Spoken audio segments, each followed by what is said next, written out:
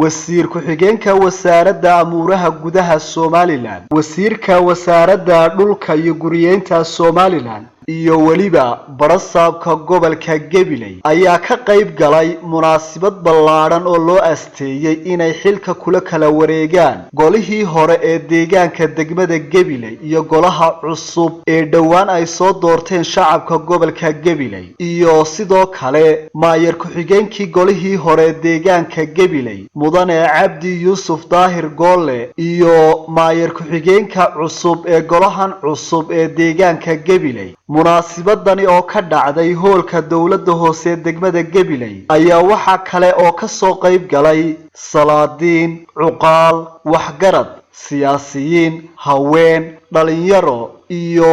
mas'uuliyiin kale oo aad u tiro badan ugu horeyn mas'uuliyiintii ka soo qayb gashay munaasabadani oo hadalka iska daba qaatay ayaa waxay yiraahdeen ilaa mar walba cid wuxuu qabanaysaa ay eegto dhageysatana sidii golaha hore ahaa uu ku dhamaaday ee hawshiisu u fushay ee Gabiley wax badan looga qabtay si ilaahay loogu mahadnaqo oo ilaahay loogu xamdiyo golahan cusub ee halka muuqda ee la yiri waa dhalinyaro anigu nin dhalinyaro ah kuma arko marka Soomaaliland laga hadlayo waad aragteen berbera inkastoo dhaqaale ka badan halka yaalo uu yaala berbera sida loo galay waad aragteen waxaan idinku talinayaa oo xaqiiqa in la isqaban kulmiyaanahay wadani baanahay u cudbaanahay halkan ma taalo dawladda hoose ma taalo waxaan leeyahay golay hore niman xoog soo shaqeeyay la sheegay aad iyo aad buu mahadsan yihiin wixii aanu isyaran laynay intii ay golaha deegaanka ahaayeen wasaaradda arrimaha gudaha saamax baynu kala ahaanayna kole waxaan isku haysanay ma ahayn danta Gabiley wax kale ma jirin markaa way saamaxayna wali horta maanta inuu saamaxayna hadii la yiraahdo kuwa dambe waxa leeyahay waxa la idinka fadhiyaa shaqo waa la idin haweeyahay wax qabad badan baa la idinka filayaa waxa uu Maxamed Amiin ku guuleystay in uu degmadii Gabiley iyagoo golaha deegaanka Gabiley ay yihiin in aga baryaal ay baday oo jaalay Arabsiba ay kamid yihiin Gabiley oo Gabiley hooyadoo tahay wax qabad uu gaarsiiyay ka halka ka sii wada golaha deegaanka cusubna waxa laga filayaa in haddii ay wax qabadka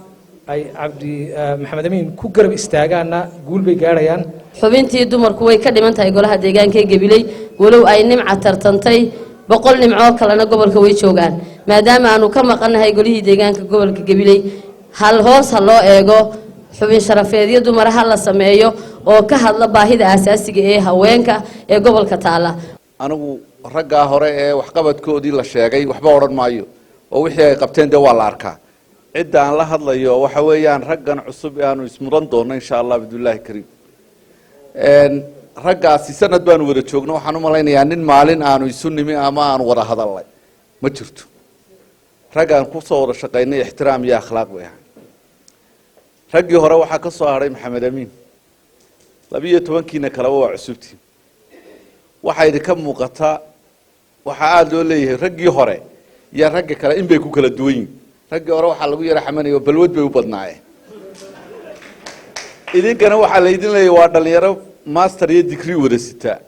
bal waynu eegnaa xildhibaanadii hore waxa loogu yeeri jiray golo degaan hayara xanaaqina hadii la yiraahdo waa xubin dawladda hoose waayo xeerka sharciga qaranka Soomaaliland baa dhigaya intaas ku kala bedelantii qolada idin soo horfadhida iyagu golo degaan bay haayeen idinkuna xubin baad maayar ku-xigeenkii hore ee golihii hore ee deegaanka Gabiley Cabdi Yuusuf Daahir iyo maayar ku-xigeenka cusub ee golahani cusub ee deegaanka Gabiley Dr. Cabdilaahi Ismaaciil oo iyaguna xilka si rasmi ah iskugu wareejiyay isla markaana hadalka iska daba qaatay ayaa waxa hadaladoodii kamid ahaa miisaaniyadda golaha halkii aan ugu nimid maanta way afar laaban tahay golahani wuxuu qaban doonaa maalintii teediinkii miisaaniyadda golahan la wareegay iyadoo afar laaban annagana insha Allah bidmillaahi kariim waxaan u dhaaranay ee gobolka horumarkiisa ah waanu qaban doonaa oo waxaan u nimidna halkaasi waxaad nagu ogaataan Gabiley oo maanta sidan ka fiican haddii Ilaahayna gaarsiiyo ragga xildhibaanada naga horeeyay 8 sano joogay iyo 10 years annagu laakiin waxaan haysanaa 5 sano waxaan rajayn doonaa haddii Ilaahayna gaarsiiyo halkay gaarsiiyeen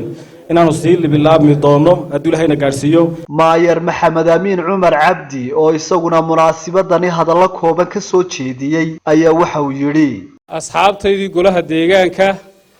ee muddada 9 sano ah golaha deegaanka ee Gabiley xilkooga soo hayay oo aan anigu maanta ka soo haray oo golahan cusubna ku cusubahay runtii waxaan uga mahad celinayaa muddada ay shaqeynayeen tacabkii ay gobolka soo galiyeen waqtigii ay u soo hureen aqoontoodii iyo waaya aragnimadoodii ay uga faa'iideeyeen golaha maanta halkan jooga iyo golahan laba sifay ku kala duwan yihiin golaha maanta halkan jooga wuxuu ka mid ahaa raggii tacabkan aynu maanta u joogno qoriga u soo qaatay iyagoo soo halgamay oo xoreynta iyo nabadda dalkan iyo xasiloonidooda ka soo shaqeeyay ayay haddana waqti kala geliyeen inay dalkan horumarkiisa iyo wanaagiisa ka shaqeeyaan kuwa tacabkii ay sameeyeen ka faa'iideystay way ku yaraayeen golaha iyaga maanta cusubna dhammaantii wuxuu u badan yahay golahii waxa weeye raggii tacabka ay sameeyeen ku aflaxay ku taaba galay wax ku bartay dabadeedna waanu kala waajib duwanaanina dadkii soo halgamay qaar badan baa tuulooyinka ku silcaya qaar badan baan maanta helin caafimaad waxaynu isugu mahadnaqno aynu isu ammaano runtii weli ma hayno intay kuwaasi dhibaataysan yihiin salaadiinta cuqaasha iyo waxgaradka kale ee munaasabadan ka soo qayb galay oo iyaguna hadallo duco iyo dardaaran iskugu jira munaasabadani ka soo jeediyey ayaa waxaa hadalladoodii ka mid ahaa waxaan leeyahay qoladii hore golaha deegaanka wixii aad qabateen dee way muuqataa oo wax muuqda idinkana ilaahay waxaan idinku ducaynaa idinku bedelo wax khayr qaba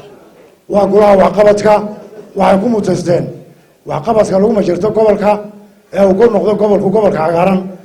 waa golihii keenay waxayna ku keeneen waa team work bay ku keeneen wada shaqayn iyaga iyo maayarkooda horta waxa weeyaan waad ka nasiib badantihiin sidii suldaanku sheegay golihii deegaanka ee hore waayo hawl dhammaystiran oo wax yari ka dhiman yahay magaalo qurux badan hawl wanaagsan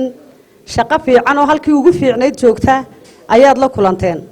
waa sidii suldaanku sheegay gaadhi istaaran oo dirowalkiisii saaran yahay baad raacdeen golaha hore waxay ahaayeen saaxiibaday waxay ahaayeen nimaanu soo wada shaqaynay waxay ahaayeen nimaanu muddo wada joognay